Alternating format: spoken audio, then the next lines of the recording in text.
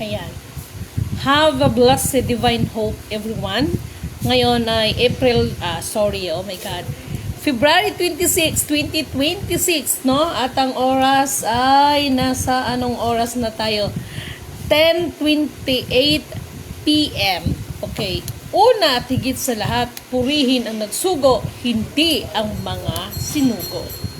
Mabuhay, Maharlika Kingdom of God, the Lufasug Sulu Empire, the Rule Islam, the 11 countries, 1C. Mabuhay ang nagmumula sa perlas ng silanganan, ang sikatan ng araw, at mabuhay ang nagmumula sa 12 tribes.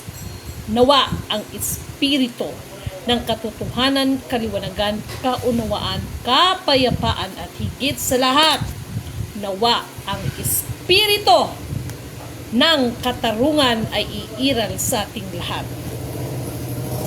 Maraming salamat sa lahat ng inyong mga prayers, no? Sa lahat ng inyong mga pakikiisa. Maraming salamat sa lahat ng inyong mga suporta. Maraming salamat po sa inyo. At dalangin, walang sawa, ito na sinasabi ko sa inyo. Dalangin ko na ang bawat isa sa atin ay nasa mabubuting kalagayan, lalo na ang ating mga kapatid na mga OFWs. Dalangin, nilidimin na anuman ang mga karamdaman mula ulo hanggang talampakan, mula sa kailaliman ng mga butot laman, physically, mentally, spiritually, siya ang magbibigay sa atin ng buong kagalingan. No? Purihin ang nagsugo, hindi ang mga sinugo. Mga mahal kong kapatid, sa gabing ito, meron lang akong hatid sa inyo dahil na-notice ko nung isang araw pa lang, sandali lang muna ha, lingid sa kaalaman ng iba, anak ng tinapa, oo. I don't know kung ito'y nagiging epekto, no? Ito'y naging epekto sa pagdeklara ng ating Vice Presidente Sara Duterte sa kanyang pagtakbo ng presidente. Well, hindi naman natin hindi naman natin yan may pagkaila at expected na yan. Ngunit, subalit datapwat, ito na ngayon, mga mahal kong kapatid. Na-notice ko, lingid sa kalaman ng iba. Abay, 2026 pa lang, no? Abay, malayo pa yun kung nagawa ninyo noon ang sinasabing eleksyon, na wala naman sanang dapat eleksyon dahil ang nangyari seleksyon na alam naman natin, mukhang natahimik ang problema, naging tahimik ang yung ating secretary, no, sa COMELEC, no, mukhang nahimik. Ano na kayo nangyari doon? But anyway, ay kung meron kayong mga pananagutan, abay, sandali lang, no? Baka akala nyo ligtas na kayo, may sisingil pa rin sa inyo. May tao ba? Hal? Akala ko may ano. Okay. I'm so sorry, no? Anyway, mga mahal kong kapatid, meron akong mensahe para sa lahat. Multimo yung mga nangyayari sa atin ngayon. Para sa akin yung ibang mga hearing, that's useless. No? Mga mahal kong kapatid, listen to me. Makinig kayo sa aking sasabihin sa inyo. Sa gabing ito, nananawagan din ako sa mga tumatayo ng mga pangkat, tumatayong leader ng mga tribo. Isama na natin yung mga, I'm sorry for my words, no? Bakit ko tatawagin ng mga tribo-tribuhan? Dahil yung iba, malakas ang mga bunganga na we are the self-governance. Pero wag ka, nagpapagamit pa rin ng mga politiko. Oh my God. Okay. Dito tayo ngayon. Lahat ng sasabihin ko is not my own understanding. No? Alan Valenzuela, sinabi ni Sara, yun, tatakbo siya para matakot ang mga kukontra sa kanya. Actually, mayroong nakapropesiya sa kanya, pero hindi siya dapat katakutan. Dahil para sa akin, ang dapat katakutan ang apo. Makinig kayong lahat sa akin, no? Mga! Ayan na. Alam niyo, sa totoo lang, nag-function na ngayon. Nag-function. Oh my God. No? Alam niyo ba yung mga banatan nila sa hearing? That is the part na pamumulitika. Baka hindi niyo alam. No? Talagang masasabi kong part of pamumulitika. Para ngayon pa lang gagawa sila ng ingay. Pwede ba? Magtrabaho muna kayo. Yung iba naman, ang gagaling magsalita, no? Magtrabaho muna tayo. Pero wag ka, gumagapang din. Kala nyo, di ko alam. Okay, babasahin natin dito. No? Sa Exodus chapter 23 verse 8, makinig lahat. Multimo. Sabihin ko talaga multimo. Pinakamababa ng uri ng lipunan. No? Makinig kayo. Exodus chapter 23 verse 8. Sana ba ito si Exodus? Exodus chapter 23 verse 8. Makinig kayo ha, kay maaga pa lang ang dami nang gumapang sa pamumulitika. Kala niyo hindi ko kayo namumonitor. Okay, Exodus chapter 23 verse 8. Anong nakasaad dito? No, mukhang kailangan ko yata ng panibagong antipara. Anuhin ko nga, punasan ko nga muna saglit. Mukhang malabo eh. No? Mukhang malabo eh. Kailangan ko yata ng bagong antipara. No? Kasi dapat ang litra, 2 lang. Nakikita ko parang iba eh. Okay. Dito tayo. Exodus chapter 23 verse 8. Makinig lahat ha, ng mga mahal kong kapatid ha. Tapos makasigaw kayo ng kalayaan, katarungan, kapayapaan. Tapos hanggang ngayon, gusto niyo magpahawak pa rin ng mga politiko. Makinig kayo! Exodus chapter 23 verse 8. Huwag ninyong pagkakaita. Sorry, no? Okay, dito. Mag-umpisa tayo sa 6. Huwag ninyong pagkakaitan ang katarungan, ang mahihirap. Oy, lalo na dapat ito sa mga land grabber. Okay? Huwag kayong magbibintang ng walang katotohanan. Ay, sus, Ginoo ko. Huwag ninyong hahatulan ng kamatayan ng isang taong walang kasalanan. No? Paparusahan ko ang sino mang gagawa ng ganun. Huwag kayong tumanggap. Ito na ngayon, makinig kayo.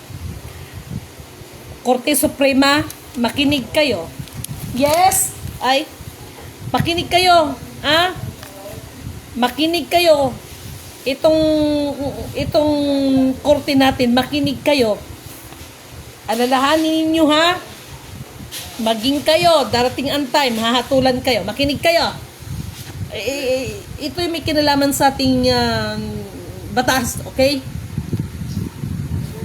Huwag ninyong hahatulan. Huwag ninyong hahatulan ng kamatayan ng isang taong walang kasalanan.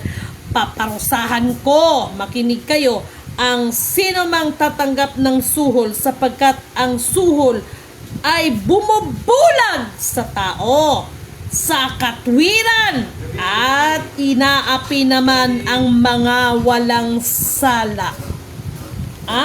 Napakaliwanag. Mamaya may paliwanag ako sa iyo. Huwag ninyong aapihin ang mga dayuhan. Nararanasan na ninyo ang maging dayuhan sapagkat kayo man ay maging dayuhan din sa Ehipto. Alam ninyo, we are talking about the suhol. Suhol, no? Dahil sa suhol ay binubulag ang ating mga kapatid sa katotohanan, no? Alam ninyo kung bakit ito naging topic at puri na nagsugo, hindi ang mga sinugo. Hindi ko alam to, sa totoo lang, hindi ko talaga to alam. Sabi ko sa inyo no? Pag magdikta yan, sulat lang ako ng sulat. If we are talking about the suhol, na-notice ninyo? No, hindi, ako nanggigigil ako sa totoo lang. Maging panig ba? Diritsahan, maging panig ba ni Sara Duterte? Maging panig man ni PBBM, itong mga tumatayong witness, hindi ko naman nila lahat, no? Ulitin ko, hindi ko naman nila lahat, pero may iilan. Halata naman, no? Scripted ang dating ng mga eksena, no? Ang ginagago ninyo, ang taong bayan, no? No? Or else, no? Or else. Meron akong ano sa inyo, meron akong maganda ito eh. Alam niyo yung nangyari sa 18 Marines natin, na mga ex-Marines, makinig kayo. Bilang tayo na nanunood, no? Eh syempre, nandun yung emosyon, no? Pero ito yung sinasabi ko sa inyo na negative turns to positive. Bakit? Dapat ito'y maunawaan. Mga kapatid, gumising kayo. Itong mga ex-Marines natin, no? Eh, ito yung sinasabi ko sa inyo. Walang pinagkaiba ito sa mga nagko-commodities. Makinig kayo at himay-himayin ninyo pag-unawa ang sinasabi ko sa inyo. Please, kindly share this video, lalo na sa iba natin mga kapatid, to reach out. Para sa akin, itong nangyari sa mga 18 ex-Marine, lesson learned ito, no? Yes, oo, kahit ako naman siguro sa kalagayan nila, eh syempre gihired ka eh. Gihired ka, no? Syempre ako naman, wala naman akong ano doon, gihired ako eh. So, syempre, magsiserve ako, magtatrabaho ako, swildado ako. Pero ito yung lesson learned doon. Lalo na kapag politiko ang pag-uusapan, syempre parang proud kasi ng isang tao na kadikit ko, yung parang proud na proud ka, di ba? Kahit sino, ganun ang reality, ganun yung magiging eksena. Lesson learned ito, why? No? Ang tao ngayon, basta sa ngalan ng pera, hindi na nga tinatanong kung ano ba ito. I don't know, no? Mga 18 Marines, no? I don't know kasi wala pa akong narinig na nagtanong. Alam ba nila na kung sa bagay, sabi nila, naghatid nga daw sila ng pera. Pero, ano yung point dito? Ano yung point dito, no? Kasi may mga senaryong, ito, hindi to pamumulitika ha, realidad lang tayo. Okay? Kasi, ang topic natin ngayon tungkol sa suhol. Okay? Ito na ngayon. Nakakalungkot, minsan natatawa ako. Kaya ito yung lesson learned doon sa 18 Marines. Sana magiging salamin natin sila na hindi porke na sasabihin na ayan ang may utos ay ang sabihin man natin namumuno sa bayan is sige lang din ang sige. Hindi natin inaalam ano ba ang katotohanan nito sa lahat, no? Kaya talagang ang pira ay nakakabulag talaga ng katotohanan at ang katwiran, no? Siyempre yung iba sasabihin, okay lang yan, basta soldado ako, okay lang, pakialam ko, pero meron pala tayong mga pananagutan pagdating ng bagay na yan. Kaya sa lahat ng mga tumatanggap ng suhol, hindi ko sinasabi ito yung 18 ex-Marines itong mensahe natin ngayon, para ito sa atin lahat, maging sa mga kapumunuan ngayon ng mga katribuhan. Bakit nababanggit ko ang mga katribuhan? Anak ng tinapa, oo. Ako mismo anak ng tinapa, oo. Ako mismo naturingan ng mga leader sila ng katribuhan. Ngunit subalit na tapat, may sarili man kayong self-governance.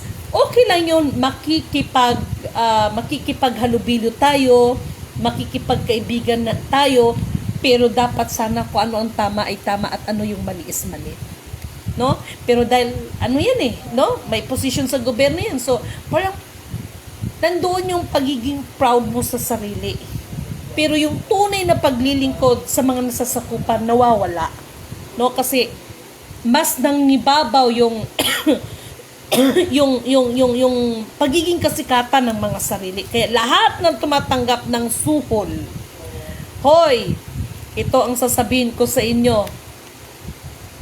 Kumbaga sa isang krimen, you are the accessories of the crime. At lahat yan, ang ugat ng mga kasinungalingan, bubunutin yan. Okay? So punta tayo sa Deuteronomy chapter 10 verse 17. May kinalaman ito sa mga ngayon ay ito, ibinubulgar ni Lidimin ito sa inyo. Hoy, magtrabaho muna kayo, no? Akala nyo, hindi ko kayo namomonitor. Yung iba, kunwari, magtrabaho muna tayo, pero yung nangangampanya na pala, pag sure kayo dyan, Deuteronomy chapter 10 verse 17. Ha? Our lesson for today class is tungkol sa suhol. Okay? Nasaan ka? Deuteronomy chapter 10 verse 17. No? Dito tayo. Okay? Dito tayo sa 10, chapter 10. Bakit nagdoble to? 17. Kasi yung antipara ko medyo malabo na rin eh. Di bali ng antipara ang malabo, wag lang utak nilidimin. Tama? 17, sinasaad dito, anak ng tinapa, oo. Asan ka na ba 17? At ang aking mga mata, be? Hindi ko talaga siya maano. Okay, dito tayo, para dapat pala ginuhitan ko muna, no? Okay, nakasaad dito sa Awit chapter 10, verse 17. 16, 17. In fairness, okay? 18 naman eh. Okay? Makinig kayo. Babasahin ko sa chapter 16 ha.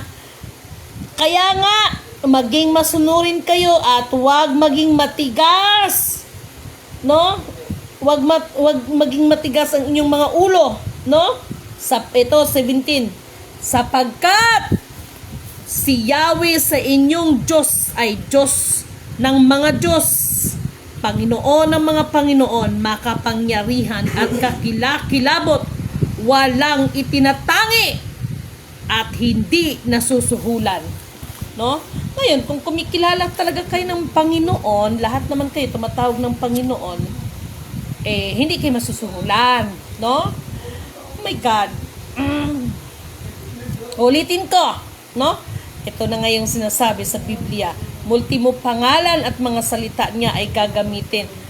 Madam Sara, hanga ako doon sa verse, no? No? Ang ganda ng pagka-deliver mo doon. Pero in reality, kumusta? No? Kumusta? Ako hindi ako maka-PBBM. Hindi rin ako makasara. Dapat ito yung panindigan ng mga kapatid nating tribo, mga dato, mga bai. No? Kung talagang kayo ay nanindigan bilang kayo ang tribo, wag na wag kayong magpapasuhol. Alam niyo, sa totoo lang, sorry ha, hindi ko na-appreciate yung ibang nakikita ko ng mga kapatid na tribo na parang sila ngayon ay sorry ha, wala akong personal dito, yung real talk lang, na sasabihin ninyo, you have the self-governance. Okay lang yun, yung makikipagkapwa tayo, pero in reality kasi, napailalim pa rin kayo sa geopolitics na yan. Yan ang totoo. Kaya kalayaan, sinasabi ninyo, yun, alam nyo, makinig kayo sa akin ha. Katulad nito, ibon man manglayang lumipad, kulungin mo tama ba yung words ko? Tapos yung sa kuko ng agila, kailangan kong makalaya. Alam nyo ba yung flag ng Philippines? That is the symbolic of geopolitics. Why? Para itong sinasabi ko sa inyo, sa akin nilang to narinig. But yun ang totoo eh. Ilang taon nilason ang utak ng ating mga kababayan. No? Ulitin ko. Para sa akin, yung flag ng Philippines na yan po ay simbolo. Simbolo po yan ng pagpapailalim sa mga geopolitics. Why? Hindi ko naman inaano, no? King Philip, no? Alam naman natin na from Spain yan, no? Dito sa atin, yun ang umatake sa atin, no? Yun ang umatake sa atin, yun ang nagpasimula lahat ng geopolitics. You know why? Ito mawalang galang na, no? Wala rin akong galit sa mga kapatid na ito. Bakit yung issue sa Sabah? Ayan, napupunta tayo dito. Kailangan lawakan ninyo mga pag-iisip ninyo. Bakit sa issue ng Saba na hindi ma-release, no? Hindi ma-release yung sinasabing nagwinta, no, ang Malaysian government, no, sa no, sa Saba na yan. Bakit hindi ma-release? Huwag kayong magagalit sa akin. Sa totoong istorya, ang matandang Kiram ay gi-appoint as a gobernador noong panahon na yon. He is not the real Sultan. Okay? Pero bakit dumating ang punto? Bakit dumating ang punto na hanggang ngayon tayo ay nakatingala sa kuko ng agila? If we're talking about ng kuko, alam nyo ang karakter ng agila. Lahat ng kanyang gustong matatanaw, gusto niya sa kanya. Gusto niya sakupin niya. That is the character of kuko ng agila. What I mean is agila. No? Yan ang character niya. In the real life, yung nababasa natin doon sa mga kwento, ibang-iba doon sa iniwan sa akin ng Kuya Emmanuel. No? Anyway, sabi ko nga sa inyo, itong lahat ng aking ibinabahagi sa inyo ay wala itong personalan, no? Wala itong, halo na kayo ay kinukumbinsi ko. Real talk lang tayo, okay? Proceed tayo sa 2 Chronicles chapter 19 verse 7. Itong topic natin may tungkol sa suhol, ha? Kasi sa totoo lang, no? Nakakalungkot. May mga pananagutan din itong mga pangkat, ibang pangkat ng mga katribuhan. Okay, 2 Chronicles chapter 19 or 6, pangalawang kronika, no? Kronika, ito na. First, no. Sana si kronika na yan, no? Magkudigo ako, charot. 2 Chronicles chapter 19 verse 7. Okay, asan ka na? Dali lang at hahanapin kita. Saan ito matatagpuan? Dito sa wala naman. Ito from Old Testament. Okay? 412. Okay? 2 Chronica chapter 19 verse 7. Ano ang nakasaad dito? Dahil ang topic natin ngayon tungkol sa suhol, okay?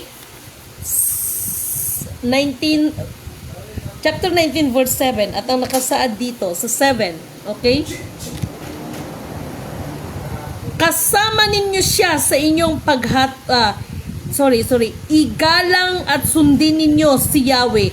Mag-ingat kayo sa paghatol sapagkat hindi pinahihintulutan ng Diyos nating si Yahweh ang pandaraya, mga judge, mga hukom ng Supreme Court.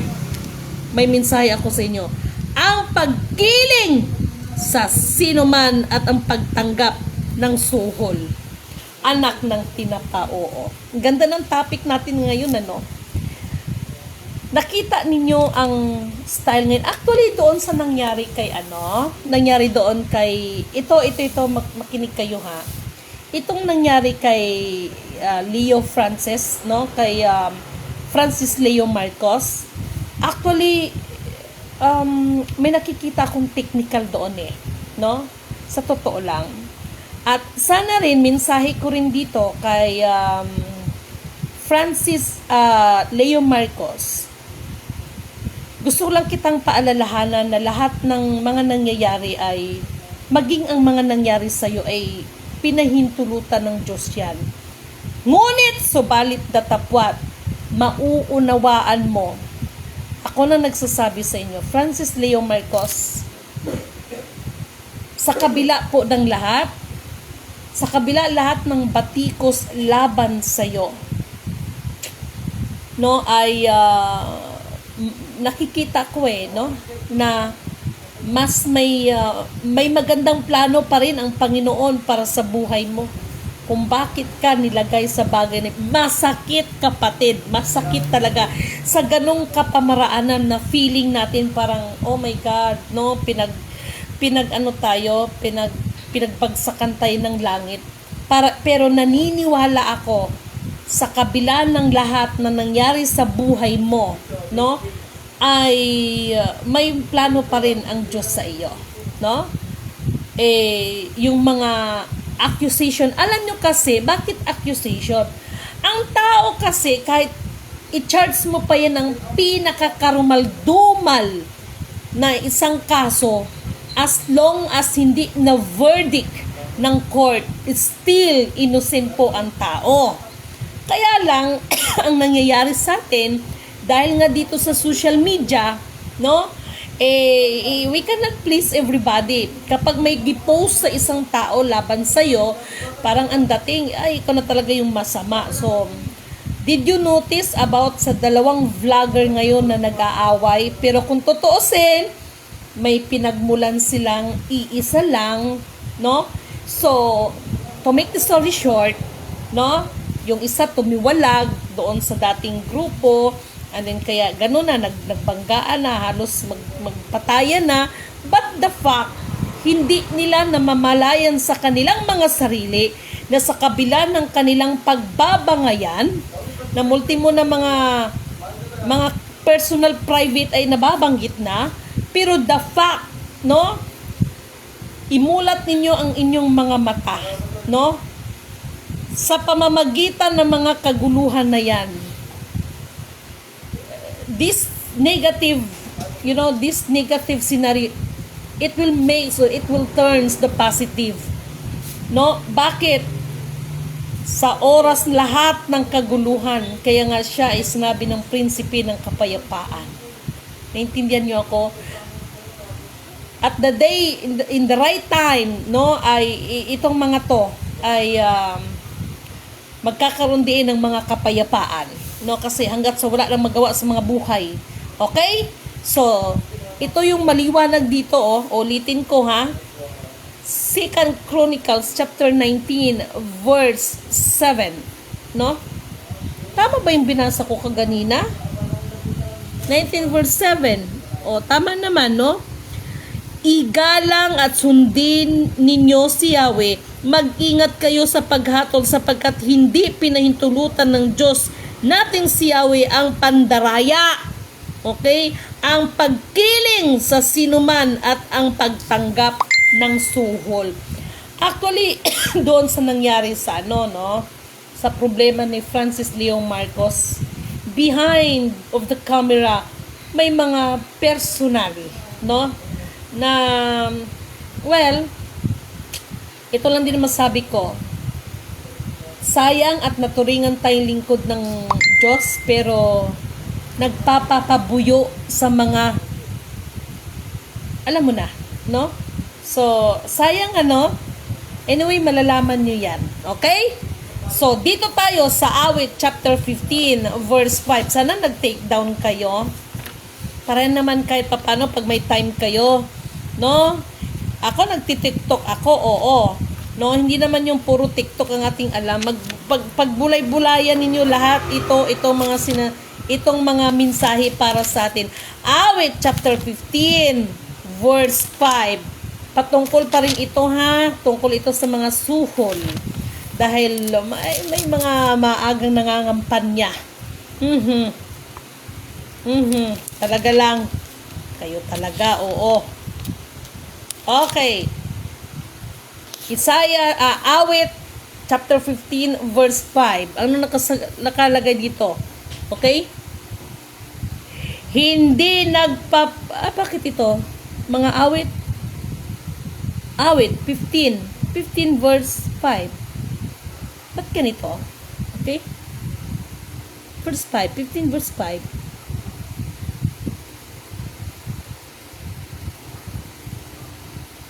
Okay. Hindi nagpapatubo sa kanyang mga pinautang, di nasusuhulan para ipahamak ng walang kasalanan. O ano nangyayari sa ating mga kaso-kaso ngayon, no? Anak ng tinapa. Halata no? No, halata na parang scripted ang mga para lang maging witness, ay alam na pa natin yan. Kayo mismo makikita. Ngayon, meron pa ba tayong aasahan para ang lahat, ang katarungan ay iral sa atin lahat? No? Maliwanag ba dito sa Awit chapter 15 verse 5? Kaya sana kung may oras kayo, magbulay-bulay kayo, ha? Kawikaan chapter 17 verse 23. Anak kayo ng tinapa, oo. No? Kawikaan chapter 17 verse 23. Okay, anong sinabi dito sa 23? Okay? Ang katarungan ay hindi nakakamtan kapag itong masama, suhol, ay patulan. No? Marami. Nanotice nyo ba sa kalakaran natin ngayon? Anak ng tinapa, yung iba dahil sa kagutom, nagnakaw lang ng sardinas, kukuyugin pa. No? Ang daling hatulan. Pero yung mga anak ng tinapa na nagnakaw dyan sa mga gobyerno, no? Pero walang kinalaman doon yung ibang yung bang katulad ba ng DPWH, yung mga issue ng ganyan, di ba? Sa ibang bagay ay wala akong masabi diyan dahil wala akong nakita na may nakakatawa lang. Halimbawa lang ba, in realidad, yung ba nakikita natin ngayon, di ba? Yung iba nagnakaw lang ng sardinas dahil sa gutom ng pamilya, abay, hatol agad. No? Sorry pero yung mga nandiyan ang ebidensya, agoy, katakot-takot. So, nangyari pera-pera system. Tama ba ako? Tama ba ako, mga mahal kong kapatid? Okay, punta tayo sa Isaiah chapter 33 verse 15. Ha? Isaiah chapter 33 verse 15. 33. Okay, verse 15. Anong nakasaad dito? Okay? Ngunit maliligtas kayo kung tama ang sinasabi ninyo at ginagawa. Huwag ninyong gagamitin ang inyong kapangyarihan para apihin ang mahihirap. Huwag kayong tatanggap ng suhol. Huwag kayong makikiisa sa mga mamamatay tao, sa mga gumagawa ng kasamaan. Sa gayon, maging ligtas kayo parang nasa loob ng matibay na tangbulan. Hindi kayo mawawalan ng pagkain at inumin. O ano na nangyari ngayon sa mga suhulan blues? Ramdam nyo ba? Na-feel nyo ba yung mensahe ngayon? Opo, na-feel nyo ba? Ang topic natin tungkol sa suhol. Bakit naging topic natin ng suhol? This is me, Lidimin Canuto, no? Sasabihin ko sa inyo, mag-ingat kayo, no? At para doon sa mga kapatid, huwag kayong magagalit sa akin. Yung iba, naturingan kayo, nasasabihin na tribo, self-governance, pero anak ng tinapa, oo. Proud na proud kayo, no? Proud na proud kayo na, dapat ipakita ninyo sa gobyerno na hindi kayo kayang manduan. Wala kayong pinagkaiba dyan sa mga nagsasabing mga royal family, pero wag ka. No? Nandun pala, if you're the royal family, the highness, kayo ang masusunod na salita. Hindi yun sila. Okay? Naintindihan nyo ba ako? No? At alam niyo, sa totoo lang, ano ba yung tunay na lingkod ng divine government na sinasabi ninyo?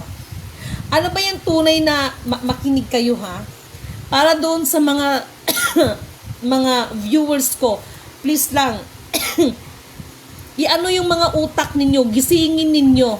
Sige nga, magpatapik nga kayo dyan. Kung may mga kasama kayo dyan sa bahay ninyo, o mga panunood ninyo, tapikin nyo nga ang sarili nyo, ganun, hoy.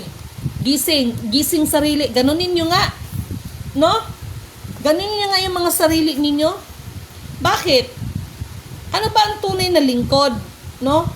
Ano ba talagang tunay na lingkod? Para ito sa mga nagsasabing, divine government. No? Gobyerno divino ng Diyos. Makinig kayo. No? Makinig kayo sa mga nagsasabing divino gobyerno ng Diyos, divine government. Ano ba talaga ang katangian sa mga dapat na maging leader ng divine government na sinasabi ninyo? Makinig kayo. Mateo chapter 23 verse 11 to 12. Total, napag-usapan natin divino gobyerno, ha?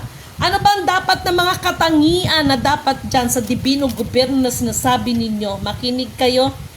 Ha? Kasi yung iba nananamantala ng kaisipan, no? Kahinaan ng sorry for my words, no? Mateo chapter 23 verse 11 to 12. O sa mga lahat na nagsasabing divino gobyerno, divine government. Ano ba talaga ang katangian nito? Sige daw, be? No, baka mamaya pag sinabing divino gobyerno, abay itong mga to anak ng tinapa. No? Jesus, no. 23 chapter 11 verse 12 at ang nakasaad dito sa 11. Okay, dito tayo. Ang pinakadakila sa inyo ay magiging lingkod ninyo. Okay? Ang magmamataas ay ibababa at ang mga nagpakumbaba ay itataas. Ito yung realidad ng tunay na lingkod, yung sinasabi ninyong divine government. Ay mag-isip-isip kayo. Tingnan ninyo, makiramdam kayo, baka yung mga sinasabing nag-upo-upo ngayon ng mga divino gobyerno, abay, sandali lang. Ha? Piling-piling yung iba dyan. Huwag kayong magagalit sa akin, totoo naman. Mateo chapter 10, verse 43 to 45. Excuse me. Mateo chapter 10. Nasaan ka na? Tapos na tayo doon sa suhol, ha? Good evening po, Ate Rosita. Okay? Chapter 10, verse 43 to 45. Ang gagaling royal family, no? Tapos ano, utusan lang pala kayo eh. Ba't ganito? Okay? 42.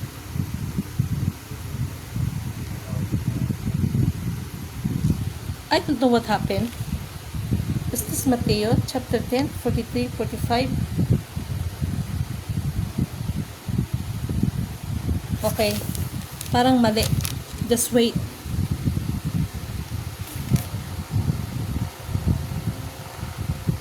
Okay. Itong tungkol sa pamumuno natin, no? Kasi, sa dami ho nang nangyayari sa atin ngayon, no? Meron pa ba tayong dapat anuhin dito sa mundo ng politika? Basahin natin dito sa Kawikaan chapter 20 verse 28. Ililive natin yung Mateo kasi mukhang hindi tugma. Baka nagkamali ako ng hindi sa nagkamali, no? Dahil sa inincheck na ang aking pagkasulat. Okay. Excuse me. Mga Kawikaan chapter 20. Kawikaan chapter 20 verse 28.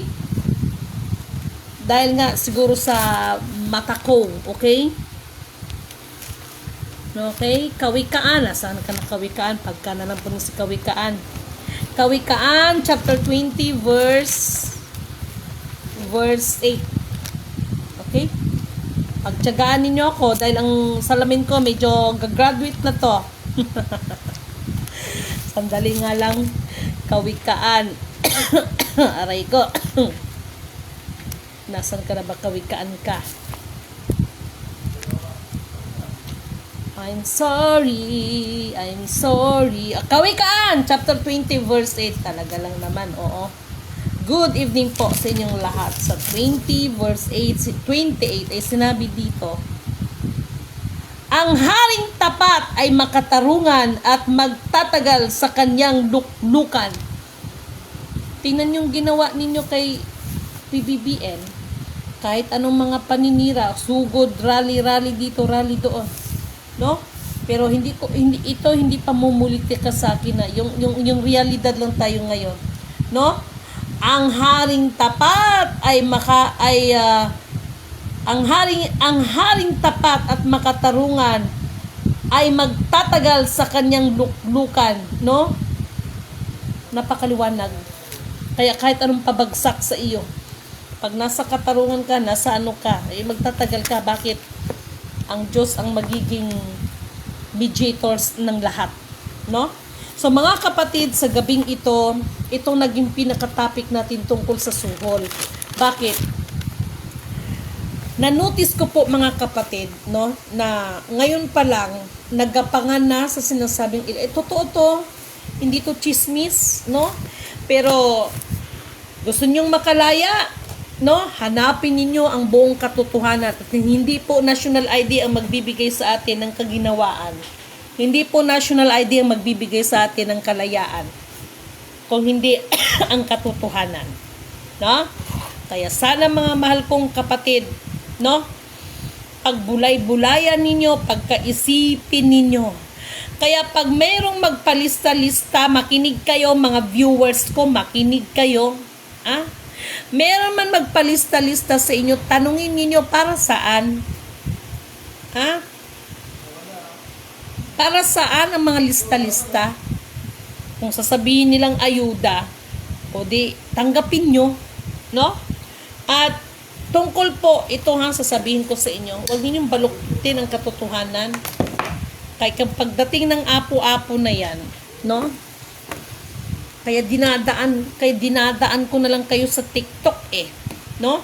Kaya mapalad yung nakakaunawa kahit idadaan ko sa TikTok. Halimaw. Mga halimaw sila, di ba? Pues, sino ang makakasupil sa kanila? Di halimaw din, kapwa nila halimaw, no? Kasi pag sinabi kasi nating halimaw, ang nasa mindset ng tao, ito na yung masama, no? The giant monster, no? Kaya itong mga halimaw na yan, na pinagkatiwalaan, na nag-abuso ng otoridad, naging sakim sa kapangyarihan, ganit sa salapi at ganit sa kapangyarihan, wala rin naman ibang kung sino ang nagbigay sa kanila ng authority, yun din ang babawi. Kaya halimaw, mga halimaw sila, natural, pinakahalimaw yung nagbigay sa kanila ng authority. Magkakalaman tayo nito. Huwag kayong mag-alala. No? Huwag kayong mag-alala. No? Anak ng tinapa, oo. Nawa ang espiritu ng katotohanan, kaliwanagan, kapayapaan at higit sa lahat ang katarungan ay iiral sa ating lahat. No? Yes, marami pa rin tulog sa katotohanan dahil umaasa sila. Umaasa sa release. Ha? Hanggang maabutan kayo. Alalahanin ninyo ang propesiya, ang Panginoon ay walang nakakaalam kung kailan siya babalik para siya isang magnanakaw. No? O anong Panginoon ang inaantay ninyo? Yung pinako sa krus? Ang Panginoon na sinasabi dito ay yung salita na makapangyarihan sa lahat. No? Ang Panginoon dito ay yung salita na makapangyarihan sa lahat. Dahil sa salita na yan, no? Kahit sino pang sasabihin ng mga matataas na leader sa pamamagitan ng salita mula sa kataas-taasan, anak kay ng tinapa, oo. Anong magagawa ng isang tao? 4 na elemento ng daigdig, ang elemento ng apoy, tubig, hangin at ng lupa, at sa 4 na direksyon ito from the north, east, west, south. Yan lahat ang kikilos sa ating lahat. Kaya mapalad ang mga naglilingkod ng ayon sa kanilang kalooban. Mapalad ang mga nagtitiwala. Mapalad, no? Mapalad ang tumutulong sa misyon na ito. Dahil dito sa akin, nandyan kayo tumutulong sa akin, pero alam ninyo na wala akong ipinapangako na kung ano-ano sa inyo. Ang pinag-usapan natin, pagtulungan natin ang kalayaan, totoong kalayaan para sa atin lahat. At ang hustisya para sa ating lahat. Hindi gina-insist ni Lidimin sa inyo ang kayamanan sa buong mundo at mag-release ng katakot-takot, pastilan, Ginoo. No? Walang kadala-dala sa release na yan. Walang kadala-dala. Kaya sabi ko, kumusta ang mga victory party ninyo?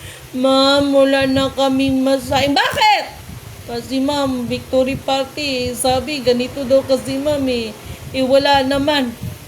Kaya nakapag-desisyon kami mag-asawa ma'am, doon na lang kami sa bukid magtira. Okay lang yun. Sige, magtanim kayo doon. Ang akin lang, huwag pa rin kayong magsawang gumawa ng mabuti. Dahil lahat ng mga manluloko na yan, dahil sa release na yan, I'm sorry ha, mapalad pa yung mga tao na hindi alam ang katotohanan.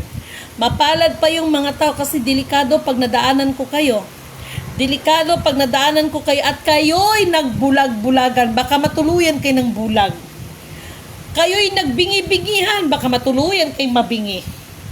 Ganyan kumilos ang banal na espiritu para sa ating lahat. Yes, ma'am. Makakahabag nawa sila ay makawala sa tanikala ng mga release na yan. Yes. Yung iba, pagbabantaan pa nga ang member no? Kapag umalis kayo dito, ganyan, hindi na kayo makakabalik dito. Wala nang balikan. No? Kapag nakipag-usap kay Lidimin, bantay kayo, aalisin kayo. Hey, pag sure. Si Lidimin lang to, Para kayo nakipagkumpetensya, para kayo mga batang paslit na inagawa ng lulipap dyan. Kapag malaman namin na kayo nakikipag-usap kay Lidimin, humanta kaya aalisin namin kayo. No? Nandito na tayo sa katotohanan ang sinasabi ninyo. Yung release ninyo, o bakit? Quantum financial system, Nung nakaraan, December, January, February, Hilar! Kaya mo si Donald Trump naghara ng mga aliens. Bitcoin nga No? Collapse!